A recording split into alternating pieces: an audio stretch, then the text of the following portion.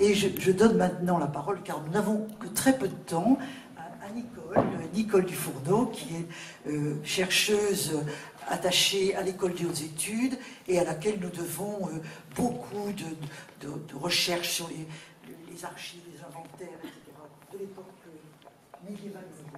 Merci Michel Perrault. Donc, comme j'ai appris qu'il fallait que je coupe...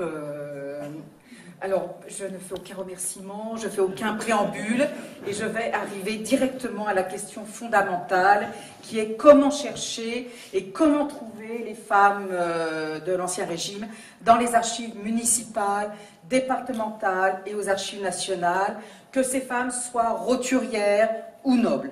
Moi, j'aime beaucoup les femmes roturières, personnellement. C'est la question à laquelle je vais essayer de répondre à partir de ma propre expérience, c'est-à-dire une expérience, je suis 16e à l'origine, mais je vais de temps en temps sur le 15e et souvent sur le 17e.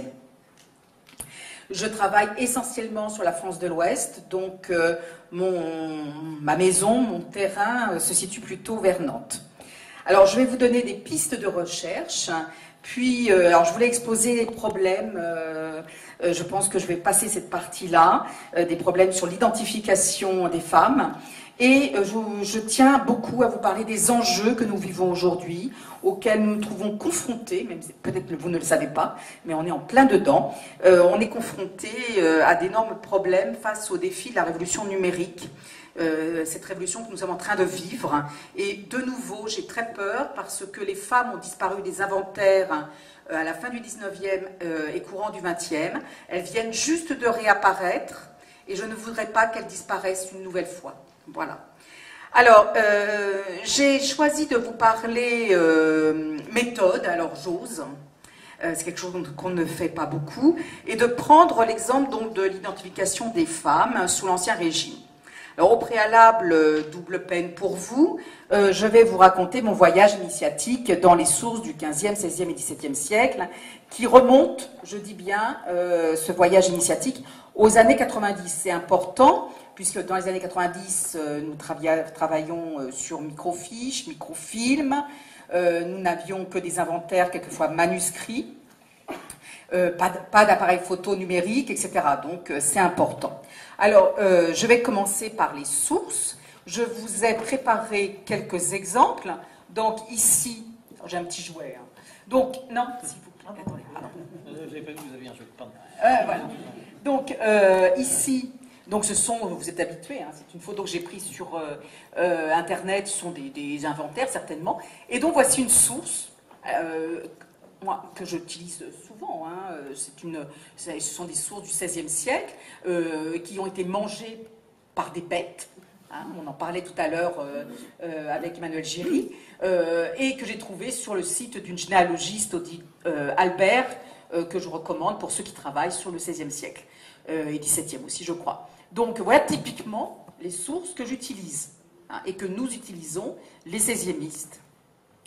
Alors, un autre type de source, ici, c'est le registre de la chancellerie, je vous ai mis le B17. Alors, je vois que c'est très flou, hein, mais en réalité, c'est une très belle écriture, et les registres de la chancellerie à Nantes sont très bien tenus. À droite, vous avez un autre type de source, qui est une copie d'une pièce du 15e. Donc, on voit bien que c'est une copie, puisque c'est une écriture du XVIe siècle, hein, et c'est typiquement, donc, les sources, hein, que nous utilisons.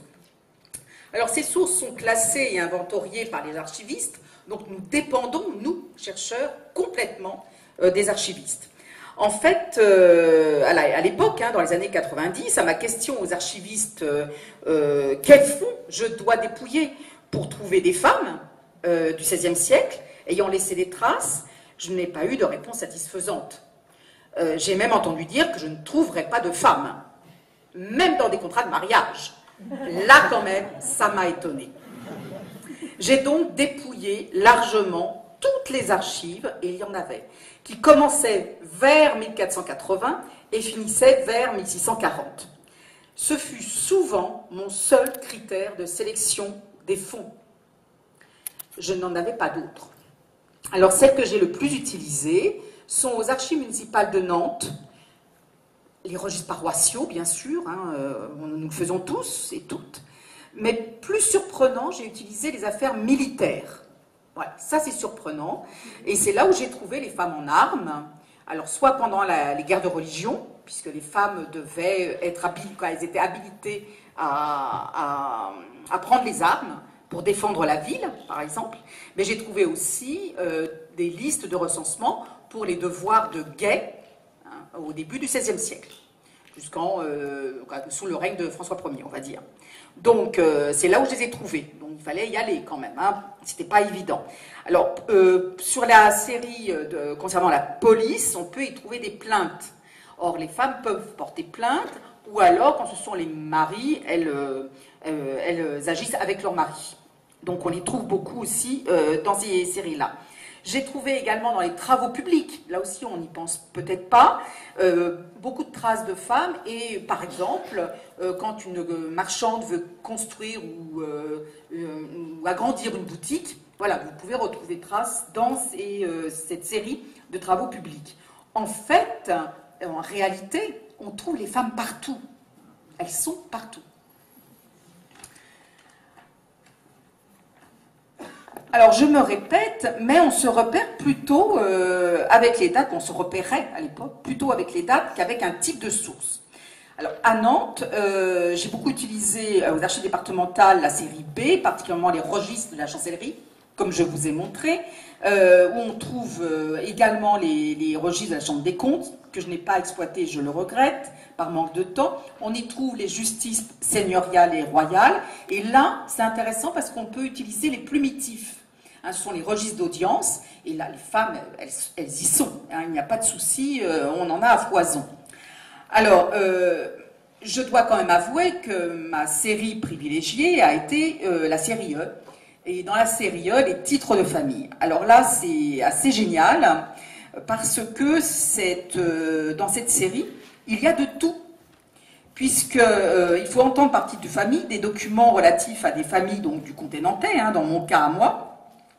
Le noyau primitif des fonds est constitué au moment donc, de la Révolution, hein, les documents confisqués par les immigrés en 1793, mais le fonds est en majeure partie le résultat du triage fait toujours par nos archivistes au cours du XIXe siècle, d'une quantité considérable hein, de sacs de quittance, par exemple, qui venaient de la Chambre des comptes de Bretagne. Il y a aussi les fonds privés hein, jusqu'en 1945. Depuis 1945, nous avons maintenant le fonds J, mais avant c'était dans la série E. Alors, oui, je vous disais que l'avantage de cette série est sa diversité. Donc, on y trouve des procès, on y trouve des enquêtes, des actes notariés, donc des testaments, des contrats de cession, des quittances, des successions, des contrats de mariage, des actes de société, des correspondances, et j'en passe. Surtout qu'aux archives départementales Loire-Atlantique, les actes notariés du XVIe siècle ont disparu. Donc il faut aller les chercher, vous voyez, dans cette série. On a les brouillons ou ce qu'on appelle les grosses. Alors, dans les années 90, les inventaires de cette série n'étaient pas une aide, car cette série E n'avait pas été cataloguée dans sa totalité. Elle était même en cours de constitution, si on peut dire. Il était en cours de constitution, cet inventaire, et ce fut pour moi bien sûr un inconvénient. Heureusement, comme vous savez, une thèse s'éternise et j'ai pu aller jusqu'au bout. Donc c'était sur un inventaire qui n'était pas imprimé, c'était des fiches, et j'ai donc dépouillé plus de 4000 fiches, et je ne vous dis pas le nombre de boîtes, les magasiniers, quand ils me voyaient arriver, ils savaient qu'ils n'étaient pas au chômage. Alors, il ne faut pas croire que toutes les archives de l'Ancien Régime sont classées et bien classées. Alors ça, il faut oublier ça, hein. Malheureusement, on pourrait le croire. Alors, depuis le cadre de la mise en ligne des inventaires, toutes les séries donc, de ces titres de famille à Nantes ont fait l'objet d'un travail colossal des archivistes, une refonte complète des inventaires. Les 3 séries sont saisies et mises en ligne sur leur site. Et les noms des femmes sont apparus. C'est ça qui est extraordinaire. Et là, je me pose la question sur le lien entre cette réapparition des femmes dans les inventaires et le métier d'archiviste qui s'est féminisé. Parce que vous parliez tout à l'heure des années de l'entre-deux-guerres, mais en tout cas, ce que j'ai vu, c'est qu'en vers l'année 2000, arrive à Nantes, aux archives départementales, non pas un directeur, mais une directrice, et qu'elle prend non pas un adjoint, mais une adjointe. Donc je parle de Mlle Miguet et de Mme Dominique No. Eh bien, je pense quand même qu'il y a un lien, voyez-vous.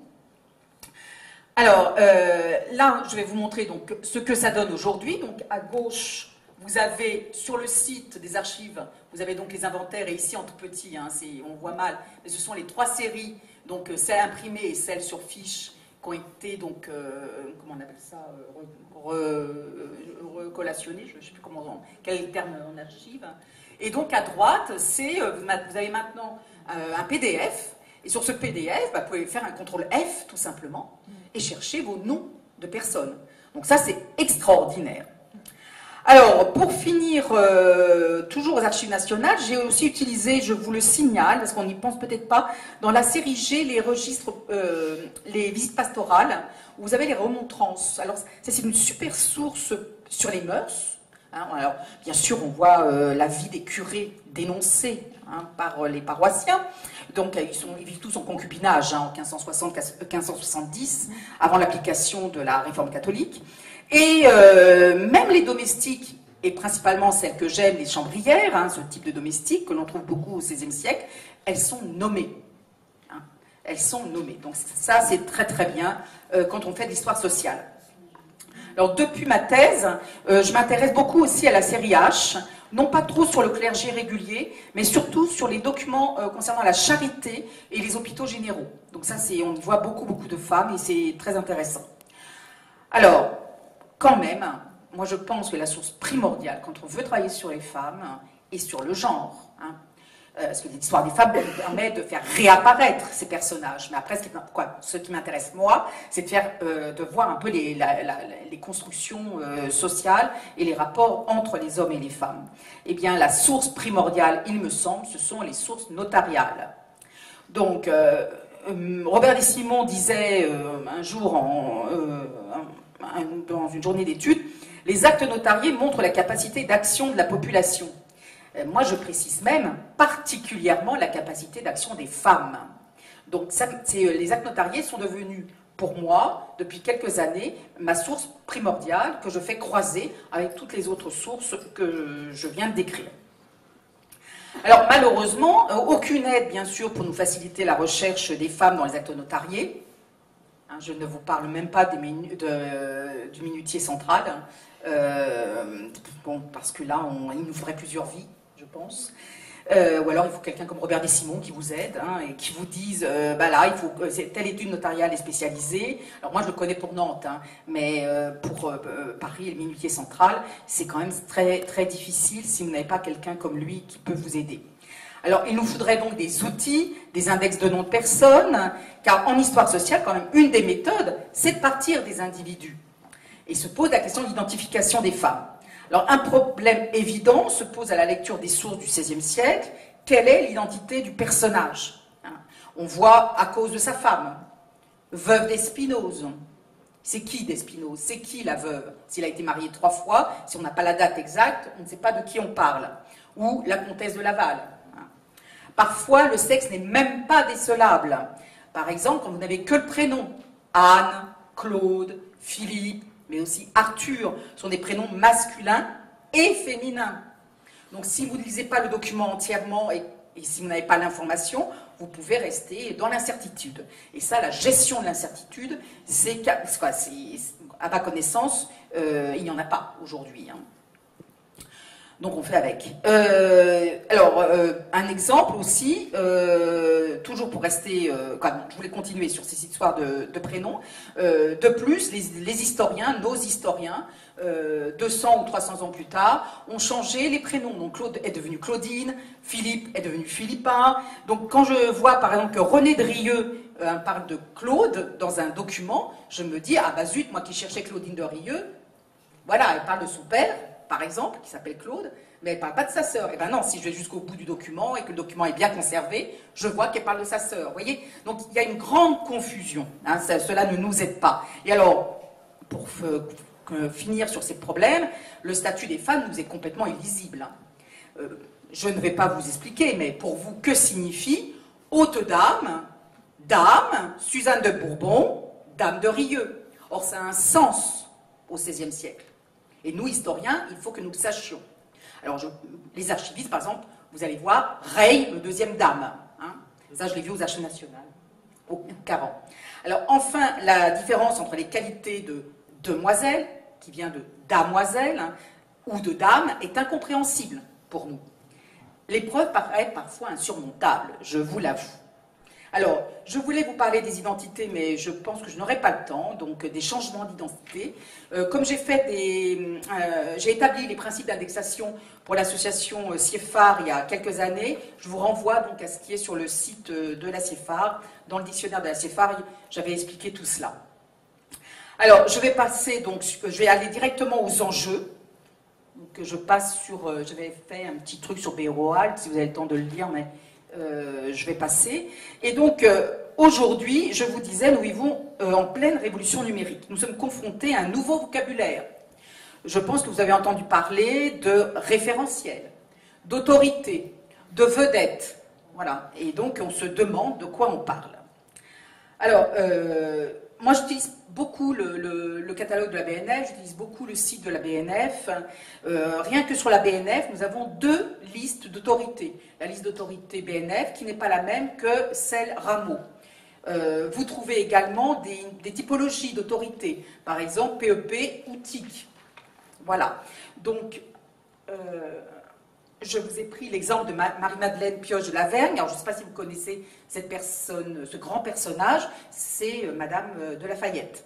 Mais moi, je la connais sous son nom, son vrai nom, hein, Pioche de Lavergne, alors qu'elle est référencée sous son nom public, hein, son identification sociale à la BNF, parce que les autres formes sont rejetées, comme ils mettent. Hein. Alors, bon, il n'y a pas que la BNF, hein, les archives font pareil, beaucoup d'endroits font pareil. Je voulais vous commenter, je pense que j'ai le temps, donc voilà, une diapo sur la classification. Donc, je reprends toujours Robert Des-Simon, parce que je suis fan, si vous voulez, c'est comme ça, en histoire sociale. Donc, toute classification est réductrice par nature, hein, et donc nous avons ce problème, nous, historiens, hein, et chercheurs, de ce vocabulaire à résoudre, parce qu'aujourd'hui, alors ça vient donc des problématiques informatiques. On parle de taxinomie, de ontologie. Alors bien sûr, les philosophes n'ont pas la même définition, hein, que les informaticiens. Donc moi, je parle d'indexation, mais c'est pas un mot très à la mode. On parle de nomenclature, typologie, mais donc plutôt d'autorité, de référentiel.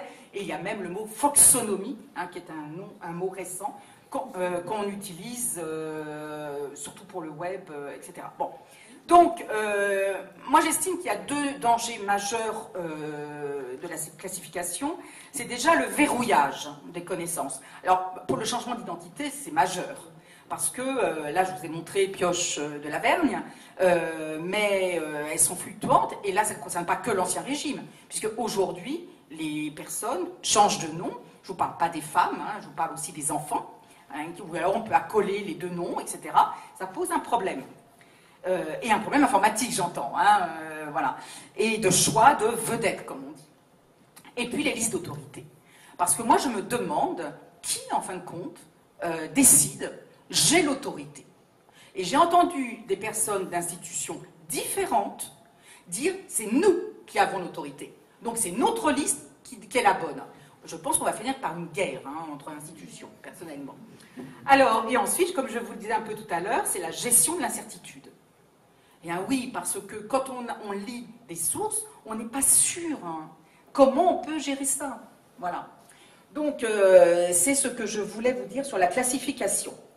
Alors, enfin, je vais vous donner un exemple pratique. Hein. Quand on travaille sur des sources, nous devons avoir en tête un processus de résolution des identités. Alors, comment nous faisons? Nous lisons la source et nous détectons une appellation. Donc, je cherche des femmes, je vois un nom de personnage, hein, complet ou incomplet, qui me semble être du féminin. Ça, c'est le bon exemple. Malheureusement, ce n'est pas tout le temps comme ça. Donc, on voit plutôt des appellations à cause de sa femme, sa mère, sa fille. Voyez? Et voilà, alors là, deuxième phase, on va essayer de leur trouver un prénom et un nom. hein, si on peut, à la fin du document, à la signature. Vous voyez, on essaye de trouver qui c'est. Et puis après, on va essayer de résoudre ce nom par un référent. Hein. Il faut absolument trouver un référent à ce nom. Alors quand vous avez Louis par exemple, hein, c'est ce que je vais vous montrer après, c'est facile, hein, si c'est un roi, on peut essayer de retrouver le référent, le bon. Mais alors, par contre, quand il y a homonymie, identité à trouver, c'est plus difficile. Je vous ai mis un exemple derrière, mais que je vais sauter gaillardement, où justement je reprends donc cet exemple de Louis. Et il s'avère que c'est Louis XII qui parle de la reine, c'est Anne de Bretagne. Bon, voilà, quand on connaît le contexte, etc., là, c'est facile. Mais quand après, dans cette lettre de légitimation, il parle de ses 3 sœurs, hein, de 3 lits différents, 3 sœurs de la même mère, hein, mais de 3 pères différents, c'est quand même assez compliqué de savoir de qui on parle. Alors, le décalage entre la réalité du XVIe siècle et le catalogage des sources, 4 à 5 siècles plus tard, a été pour moi un révélateur de la condition féminine des 19e et 20e siècles. Si les archivistes se sont évertués à faire disparaître les femmes des inventaires, aujourd'hui, le nom des femmes réapparaît dans les inventaires en ligne, revisités par les archivistes. Toutes et tous, nous devons veiller à ce que la numérisation des sources, leur catalogage, soit le reflet de la réalité des données archivistiques. Les méthodes de travail des chercheurs et chercheuses vont devoir changer en répercussion des apports des outils informatiques. Les archivistes nous précèdent dans ce grand bouleversement. Leur travail est essentiel car les archives nous inspirent et guident nos recherches. Merci.